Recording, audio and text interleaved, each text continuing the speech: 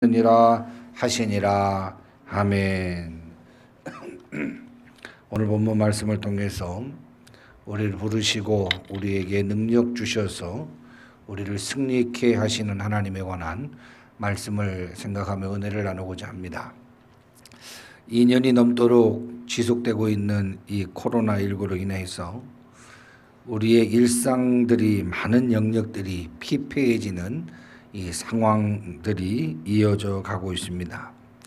내일 오후 6시부터는 수도권이 방역 최고의 수준인 4단계가 이제 결정되면서 2주 동안 사회적인 인프라가 마비되고 교회의 예배마저 전면 비대면으로 변경되면서 우리나라와 우리 기독교 예배가 사상 초유의 사태를 맞이하고 있습니다.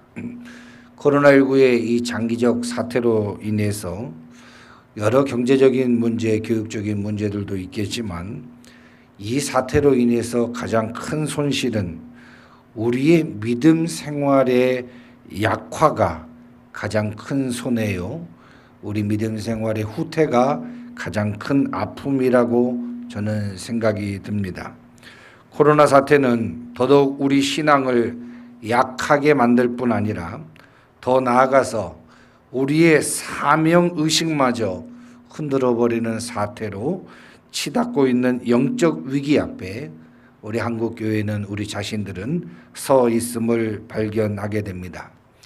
우리는 이 질병적인 위기라 말하지만 분명하게 인식할 것은 이런 영적인 위기 때에 다시금 우리의 신앙을 점검하고 처음 내가 주님을 만나고 내가 주님을 만난 그 감격 속에 하나님께서 나에게 주신 소명을 받아 생명 걸고 주의 복음과 사명을 위하여 살아가겠노라고 다짐했던 그 소명받을 때로 돌아가 다시금 하나님을 발견한 그 첫사랑을 회복하고 날마다 하나님이 공급하신 은혜로 살았던 우리의 믿음 생활을 다시금 회상하며 다시금 어려울 때일수록 하나님을 의지하고 어려울 때일수록 하나님을 더 신뢰하며 어려울 때일수록 하나님의 말씀 앞에 더욱더 바로 섬으로 인하여 사람으로 인하여 세상으로 인하여 세상의 가치로 인하여 살아가는 우리의 인생이 아닌 하나님이 공급하시는 은혜와 능력으로 승리해야만 하는 성도로서의 분기점에 서 있다라고 하는 것을 인식하고 위기 가운데 더욱더 하나님 앞에 바로 설 수 있는 저와 여러분 되기를 주님의 이름으로 축원합니다. 오늘 본문에 어두운 죄악이 관영한 상황 속에서 희망을 찾아볼 수 없는 민족의 위기 앞에서, 특별히 영적인 위기 앞에 하나님께서는 이스라엘을 버리지 아니하시고 그들에게 소망의 뿌리를 빼앗아가지 아니하시고 영적인 위기 앞에 하나님께서는 하나님의 사람으로 예레미야를 세우시고 예레미야를 통하여 하나님의 말씀을 증거케 하시고 하나님의 말씀을 증거하는 그로 말미암아 암울하고 영적 위기 가운데 시대적 대안자로 하나님께서 세우시고 있는 말씀이 오늘 본문의 말씀입니다. 저는 오늘 본문에 예레미야에게 소명을 주신 하나님, 오늘 우리나라의 이 위기 앞에 우리 역시 시대적 대한자로 한국교회와 우리 교회가 쓰임받고 또 우리의 심령이 쓰임받아야 되겠다라고 하는 그러한 간절한 소망을 오늘 말씀 가운데서 또 찾아봅니다. 오늘 하나님께서는 예레미야를 시대적 대안으로 영적인 지도자로 세워주셔서 영적인 암울함에 소망을 잃어버리고 있는 이스라엘을 향하여 하나님께서 대안으로 소망의 근거로 사용하시는 이 장면, 특별히 하나님의 사람으로 예레미야를 세우시는 이 장면을 보면 어떻게 시작하냐 하면 예레미야에게 하나님의 말씀이 임했다라고 시작을 합니다. 말씀이 임했다라고 하는 것은 하나님께서 말씀을 통하여 예레미야를 불러주셨다라고 하는 그러한 말씀입니다.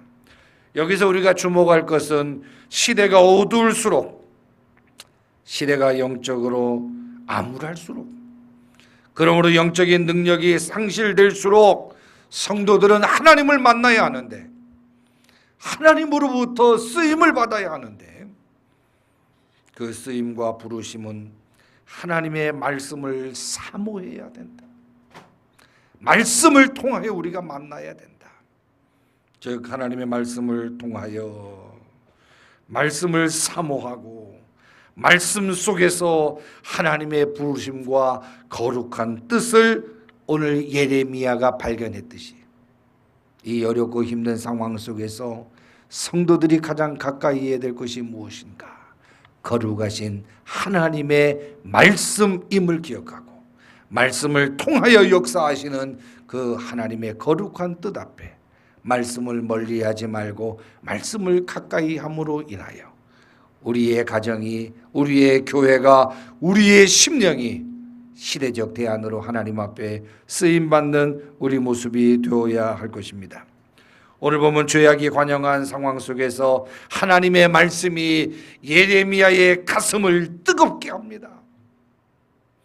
기도하기 전에는, 말씀을 만나기 전에는 왜 하나님을 내가 왜 섬겼을까?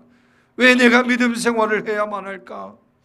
왜 하나님은 이 비전 없고 소망 없는 이 민족에 나를 태어나게 하셨을까?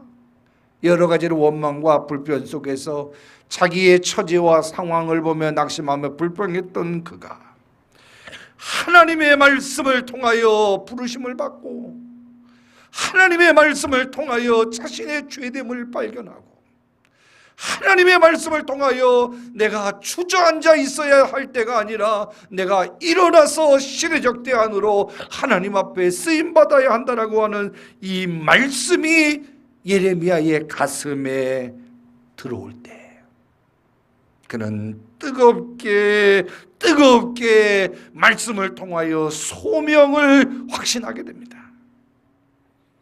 말씀을 통하여 죄악으로 어두운 세상을 향한 거룩한 사명을 발견하게 됩니다. 말씀이 그의 삶에 들어오지 않았을 때는 비전도 없었고 사명도 없었던 그가 하나님의 말씀을 받은 후에 하나님의 부르심과 거룩한 뜻을 발견하게 되었다라고 하는 그런 말씀입니다. 사랑하는 성도 여러분, 우리 역시 예레미야 시대처럼 얼마나 이 시대가 소돔과 고모라 시대처럼 죄악이 관영한 시대가 오늘의 시대이고 우리가 그 시대를 살고 있다라고 하는 이 상황 속에 우리는 인식하게 됩니다. 오늘 예레미야 시대처럼 죄악으로 혼미한 시대를 살고 있는 우리가 정말로 꼭 기억하고 또 기억해야 할 것은 무엇이냐? 내가 시대가 어려울수록 하나님의 말씀을 통하여 반드시 내가 은혜를 받아야만 살 수 있는 존재다라고 하는 사실을 우리는 기억해야 합니다. 고린도후서 6장 2절 말씀 우리가 너무나도 잘 알고 있는 말씀입니다. 이르시되 내가 은혜 베풀 때에 너에게 듣고 구원의 날에 너를 도왔다 하셨으니 한번 같이 읽을까요? 보라 지금은 은혜 받을 만한 때요 보라 지금은 구원의 날이로다. 아멘. 여러분, 이 코로나가 우리의 신앙을 얼마나 축소하게 만들고 우리의 신앙을 얼마나 연약하게 만들었는지 몰라요. 오늘 우리의 믿음이, 오늘 우리 한국교회가 눈 뽑힌 삼손처럼 이방 나라에 끌려가고 이방 나라에 조롱을 당하고 있는 이 삼손처럼 능력을 상실하고 복음의 능력을, 십자가의 능력을 상실하여 세상의 리더자가 아닌 세상의 손가락질 받는 존재가 되고 있는 이 상황 속에 우리가 기억할 것은 지금은 어떤 때일까? 우리가 더더욱 은혜 받아야 할 때이고 지금은 더더욱 많은 사람들이 말씀을 통하여 구원받아야 할 때를 우리가 살고 있다라고 하는 사실을 기억하고 무엇보다도 지금 이 시대에 말씀을 통하여 내가 은혜를 경험하고 말씀을 통하여 성령 충만함을 받아 내가 변화되고 우리가 변화되고 이 위기를 통하여 한국교회가 변화되고 성직자들이 변화되고 성도들이 변화받아야 할 은혜 받을 때요, 구원받을 때라고 하는 사실을 인식하며 우리는 신앙생활을 더더욱 힘써 행해야 한다라고 하는 사실을 기억해야 합니다. 여러분, 잠자는 사람에게 아무리 이야기를 해도 뭐라 했는지 모릅니다.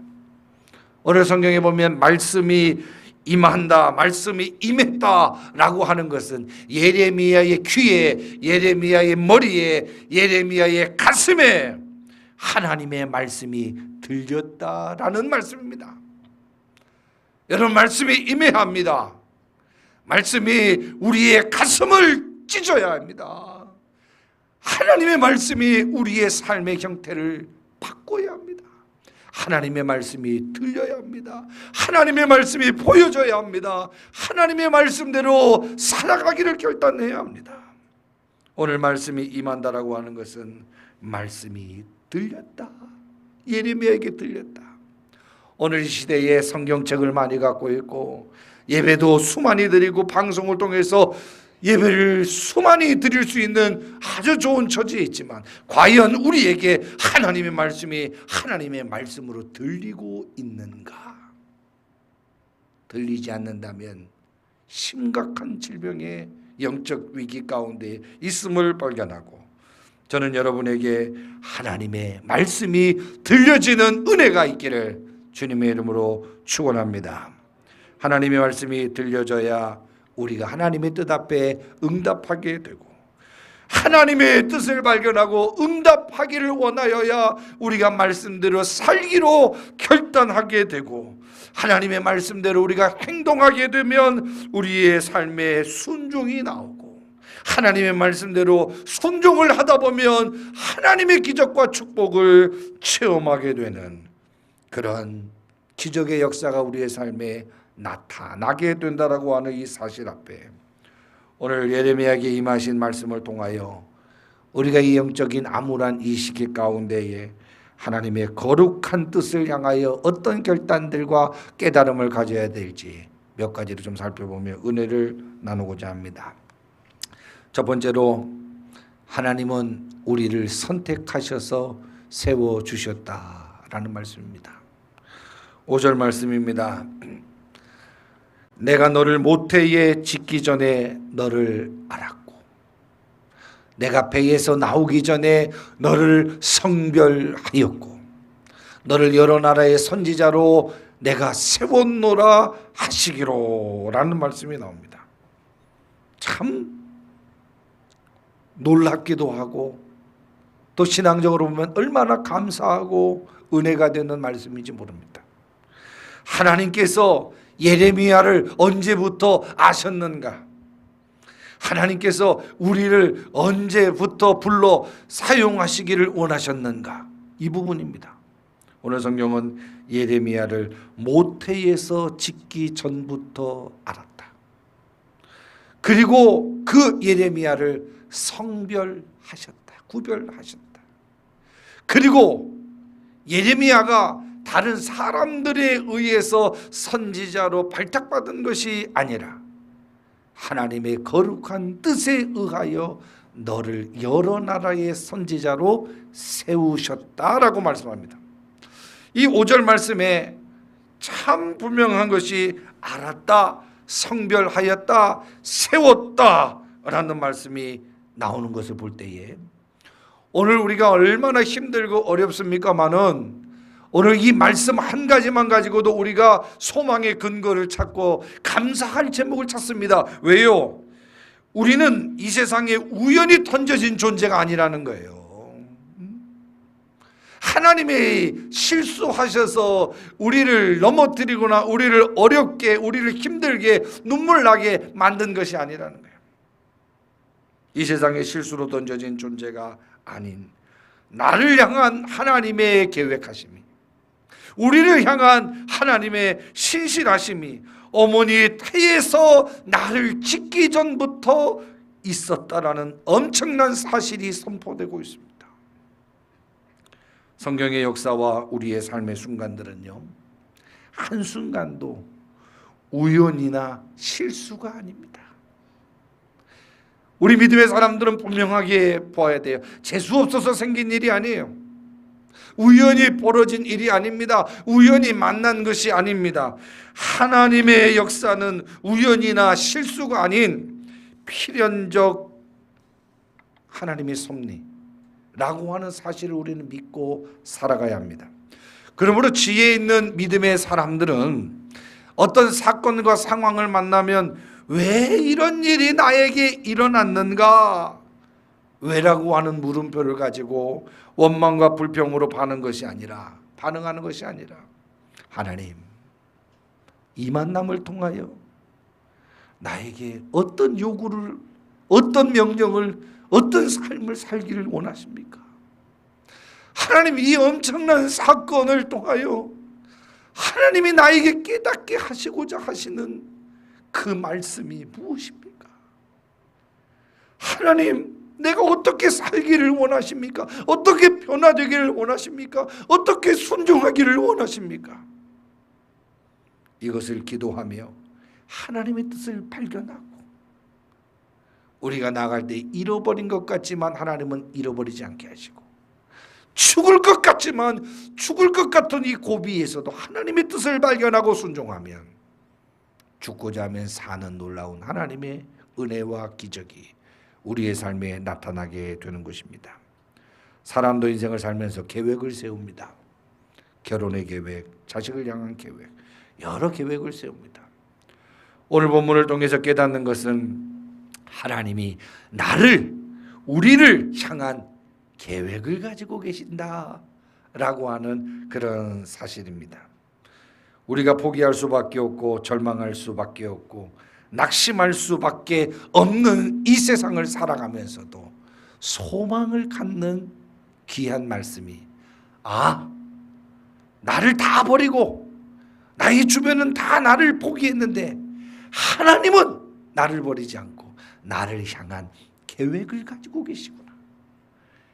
이 사실 하나가 얼마나 우리에게 큰 소망이 되고 얼마나 큰 기쁨이 되는지. 사랑하는 성도 여러분, 하나님의 계획 속에 내가 있다는 것이 얼마나 큰 축복인 줄 몰라요.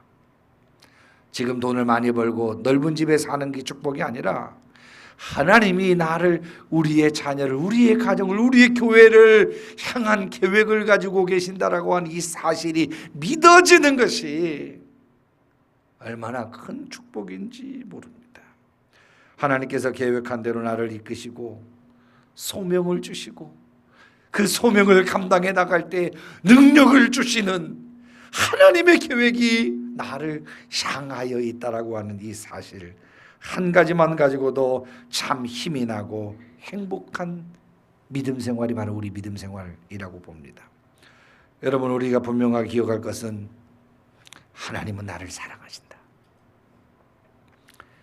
나는 하나님의 계획 속에 있다. 하나님은 나를 향한 계획 속에 나를 이끄시고 소명도 주시고 능력도 주신다. 이 사실 우리가 분명하게 인식하고 어렵고 힘들 때에라도 하나님 독도 신뢰하며 승리해 나갈 수 있는 저와 여러분, 우리 기억할 수 있기를 바랍니다.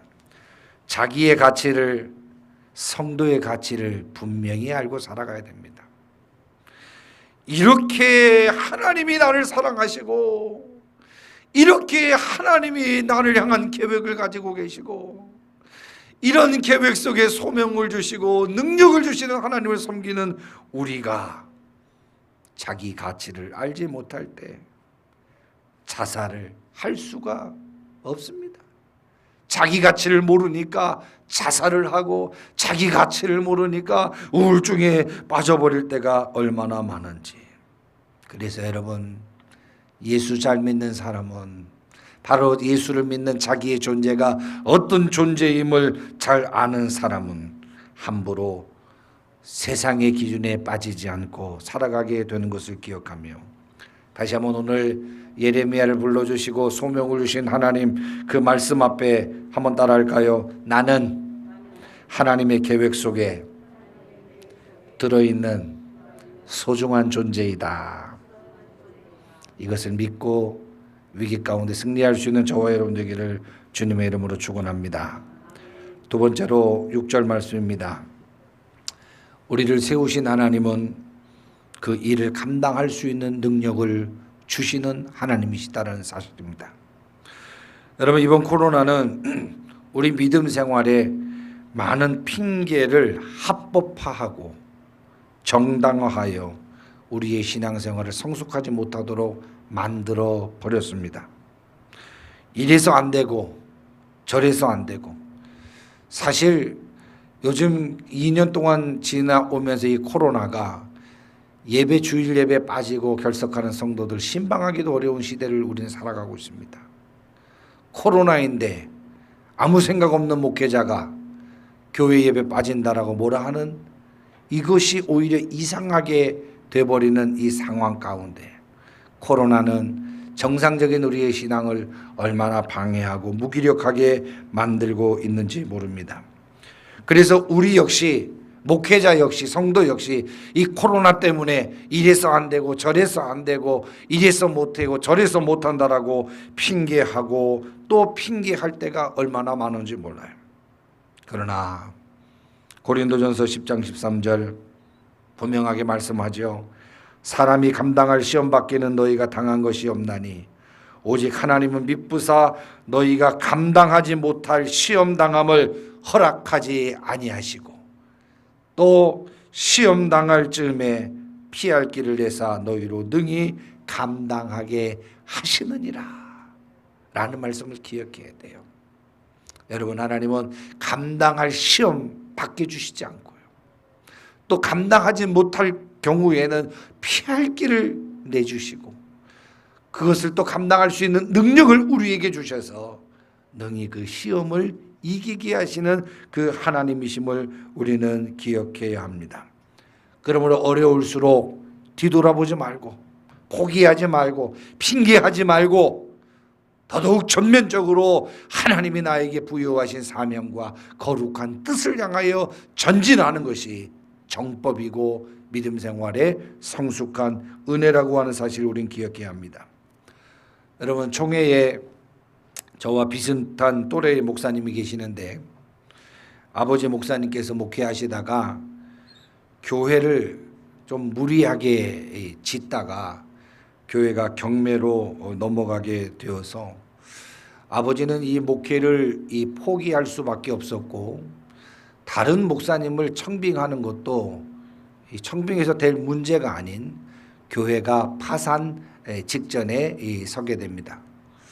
그때 아들에게 마지막 기회가 왔는데 이 아들이 이 교회를 물려받아 이 어려운 많은 빚을 또 없는 성도들을 가지고 목양을 해야 된다라고 하는 부담이 있었지만 그래도 아버지가 세워 어떻게 목회했는지 알았던 그 아들은 그 어렵고 힘든 교회를 이어받아 목회를 하게 되었다고 합니다. 얼마나 빚에 시달리고 얼마나 상황적으로 어려웠던지 하루는 지하철역 화장실에 갔는데 그 화장실 그 문짝에 신장을 삽니다라는 그 글귀를 보게 됐대요. 자기의 신장을 팔아서라도 이 교회의 이자를, 교회의 이 어려움을 해결하고자 하는 그 간절함이 있는 가운데 신장을 삽니다라는 글을 보게 되었다고 합니다. 그 목사님 화장실에서 문득 앉아서 이런 생각을 했대요.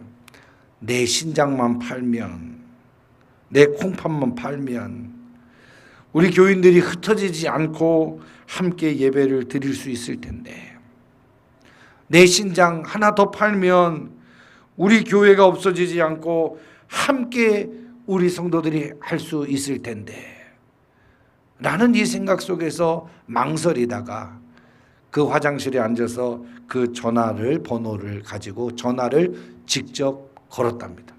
신장을 팔려고. 그래서 여보세요 그러길래 이 목사님이 신장 삽니까? 라고 물었더니 들려오는 소리가 잘못 거셨습니다 그러더래요. 그때 그 목사님은 그것이 마치 하나님의 음성처럼 들렸다 그래요. 너가 교회를 지키려고 해서 고맙다. 그런데 내 교회는 내가 지킨다 라고 감동을 주더랍니다. 여러분, 신장 팔심을 가지고, 신장 팔 결단을 가지고, 죽을 힘을 가지고 사역하면서 지금은 그 어려움을 극복하고, 정말 그 목사님도 그 컴퓨터 쪽으로 지금 비대면 예배의 그 영상 예배의 선두적인 역할을 하는 목사님인데, 전국에 얼마나 많은 교회를 가셔서 설교를 하시고 예배 인도를 하면서 그 어려운 교회를 이끌어 나가고 위기를 극복하고 있는지, 하나님은 우리에게 감당할 시험 맡겨주시지 않는다. 그리고 감당할 능력을 주시고, 때로는 어려울 때 피할 길을 허락하시사 능히 이기게 하시는 하나님이신 줄 우리 기억하고, 낙심하고 포기하고 좌절하려고 하는 우리의 핑계를 걷어내고 능력 주시는 하나님을 더욱더 신뢰하며 달려갈 수 있는 저와 여러분 되기를 주님의 이름으로 축원합니다. 오늘 성경에 보면 예레미야 선지자 핑계합니다. 너를 세웠다. 내가 너를 태초부터 모태에서 짓기 전부터 너를 알았고 너를 성별하였고 내가 너를 선지자로 세웠다 라는 하나님의 이 소명에 부르신 가운데 예레미야 선지자가 응답하고 감사합니다, 순종하겠습니다 라고 말해야 되는데 참으로 어려운 상황을 먼저 인식했든지 핑계합니다. 6절 뭐라고 말합니까? 내가 이르되 슬프도소이다. 주 여호와여 보소서, 나는 아이라 말할 줄을 알지 못하나이다 라고 하나님의 거룩한 뜻을 거절합니다. 여러분, 사실 두렵습니다. 세상 일도 아니고 하나님의 일은 얼마나 두려운지 모릅니다. 그래서 성경에 보면 모세도 하나님의 부르심에 떨었고 여호수아도 두려워했습니다. 성경의 모든 인물들이 하나님의 부르심에 두려움으로 나갔던 것이 성경의 역사를 통해서 보면 알 수 있습니다. 하나님을 하나님으로 인정하며 신앙생활을 하는 사람이라면 하나님의 일을 수종드는 일이 오히려 두려워하지 않는 것이 비정상이라는 사실이에요. 그렇죠? 비정상. 사사들도 선지자도 다 두려워했습니다. 오늘 보면 예레미야도 두려워하고 있습니다. 자신은 아이라 말을 못하니 또 두려워서 이 일을 감당할 수 없다라고 말씀하고 있습니다. 그런 예레미야에게 9절 말씀 뭐라고 말씀합니까? 여호와께서 그의 손을 내밀어 내 입에 대시며 여호와께서 내게 이르시되 보라, 내 말을 내 입에 두었노라. 네 말을 하라고 세운 것이 아니라 내 말을 하라고 너를 세운 거고 내 입의 말을 내 입에 두었다. 할 말을 내가 너에게 알게 할 것이고 전할 말을 너에게 증거하게 하겠다라고 말씀하고 있습니다. 네 능력으로 하는 게 아니라는 거예요. 내 능력으로 하는 거예요. 네 말을 하는 것이 아니라 내 말을 하는 것이다. 내 말을 내 입에 두었다.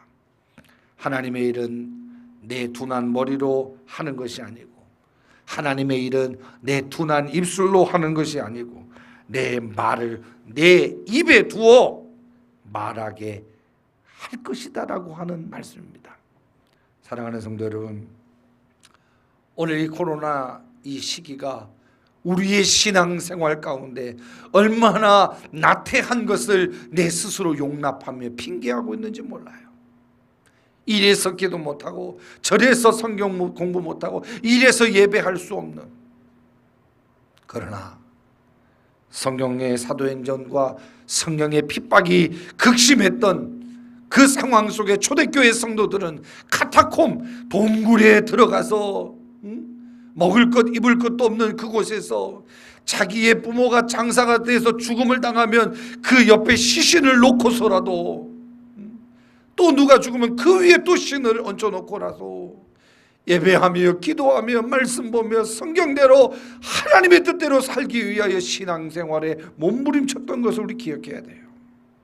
그래서 우리에게 복음이 확산될 수 있는 그런 기적의 역사가 나타났던 것을 기억하며 어려울 때일수록 핑계하면 안 됩니다. 우리는 우리의 힘으로 살아가는 존재들이 아닌 하나님의 능력으로 살아가는 존재임을 기억하고 최선을 다하여 부르심에 순종하며 감당해 나갈 때 능력 주시는 하나님으로 인하여 살아갈 수 있는 우리 모두가 될 수 있기를 주님의 이름으로 축원합니다. 마지막으로 7절에서 8절 말씀, 순종과 믿음으로 승리하기를 원하시는 하나님. 7절 말씀에 보면 이런 말씀이 있습니다. 여호와께서 내게 이르시되 너는 아이라 하지 말고, 너는 아이라 하지 말고. 그 다음부터 우리 같이 한번 읽을까요? 내가 너를 누구에게 보내든지 너는 가며 내가 내게 무엇을 명령하든지 너는 말할지니라. 여러분, 너는 이제 아이라 말하지 말고, 너는 이제 핑계하지 말고, 내가 너를 누구에게 보내든지 너는 가라. 내가 내게 무엇을 명령하든지 너는 어떻게 해요? 말할지니라. 말할지니라. 오늘 이 말씀이 무슨 말씀입니까? 태중 전부터 너를 알았고 성별하였고 선지자로 부르신 그 하나님, 내가 가는 길에 능력을 주고 기적의 역사를 나타내 줄 것이니 참말하지 마라. 뭐만 해라? 순종만 해라. 순종만 해라. 네 머리로, 네 가진 돈으로, 네 가진 경험으로 너희에게 네가 잘나서 너를 뽑은 게 아니라 너희 할 일은 순종하는 것임을 말씀하고 있습니다. 가라면 가고 서라면 서고 하라는 대로 하면 된다는 거예요. 여러분, 위기 가운데 우리 신앙생활의 승리 방법이 바로 여기 있습니다. 순종만 하면 됩니다. 말씀대로 살기만 하면 됩니다. 여기서 딴짓을 하니까 문제가 생기고 여기서 자기 생각이 들어가니까 실패하게 되어지는 것입니다. 사랑하는 성도 여러분, 어려울 때일수록 순종을 결단하고 힘들 때일수록 순종을 실행하십시오. 이것이 우리의 믿음을 하나님 앞에 보일 수 있는 기회이고 우리 한국교회가 다시금 부흥할 수 있는 이 위기가 기회가 되는 그 방법이 바로 어려울 때일수록 하나님의 말씀에 100% 온전하게 순종해야 한다라고 하는 사실입니다. 순종이 뭡니까? 하나님의 말씀대로 100% 따라가는 것입니다. 내 뜻대로, 내 생각대로, 내 고집대로 하는 것이 아니고, 즉 나를 기쁘게 하며 사는 삶이 아닌 하나님의 말씀대로 하나님만을 기쁘시게 하는 삶, 이것이 바로 순종 생활입니다. 오늘 본문의 말씀이 명령합니다. 내가 너를 누구에게 보내든지 너는 가며 내가 네게 무엇을 명령하든지 너는 말할지니라. 누구에게 보내든지 무엇을 명령하든지 이유 달지 말고 순종하기만 하면 하나님께서 놀라운 기적의 역사를 우리에게 주신다라고 하는 말씀입니다. 아울러 8절 말씀에 보면 이런 말씀이 있습니다. 너는 그들 때문에 두려워하지 말라. 내가 너와 함께하여 너를 구원하리라. 나 여호와의 말이니라. 여호와의 말씀에 순종할 때 사람인지라 눈에 보이는 사람이 의식되고 우리의 직감적으로 느껴지는 상황이 피부적으로 인식되지만 절대로 하나님의 말씀에 순종하고 따라가는 그 길에 있어서 두려워하지 말라. 왜요? 우리가 두려워하지 않는 이유가 무엇입니까? 내가 너와 함께합니다. 하나님이 우리와 함께 하신다라고 하는 이 믿음을 가지고 나아갈 때 하나님께서 우리를 구원하신다. 나 여호와의 말이니라라고 분명하게 말씀하고 있는 것을 기억하며 어렵고 힘들수록 순종으로 반응하고 믿음으로 반응하여 하나님의 거룩한 뜻이 더욱더 어려울 때일수록 온전하게 나의 삶과 가정의 교회의 이민족에 실현될 수 있도록 최선을 다하는 그 믿음, 그것이 우리의 승리할 수 있는 비결임을 기억하며 인생에서 가장 큰 불행은 하나님을 믿지 못하는 것입니다. 그러나 반면에 가장 큰 행복은 하나님을 믿고 신뢰하는 것임을 기억하고 오늘 예레미야를 부르시고 예레미야를 시대의 대안자로 사용하시기를 원하며 그에게 능력을 주시고 그 입에 하나님의 말씀을 넣어주시고 믿음으로 나갈 때 구원해 주시고 승리를 보장해 주시는 그 하나님의 오늘도 우리에게 말씀을 통하여 역사하시기를 원하실 때 하나님 말씀 가운데 더욱더 장념하고 더욱더 깊게 묵상하고 오늘 이 어려울 때 나와 가정과 이 교회를 향하신 하나님의 거룩한 뜻을 깨닫게 하시고 순종하고 믿음으로 감당하여 반드시 승리해 나갈 수 있는 저와 여러분 되기를 주님의 이름으로 축원합니다. 우리 찬송가 352장 찬송하시면서 주일 한번 드리겠습니다.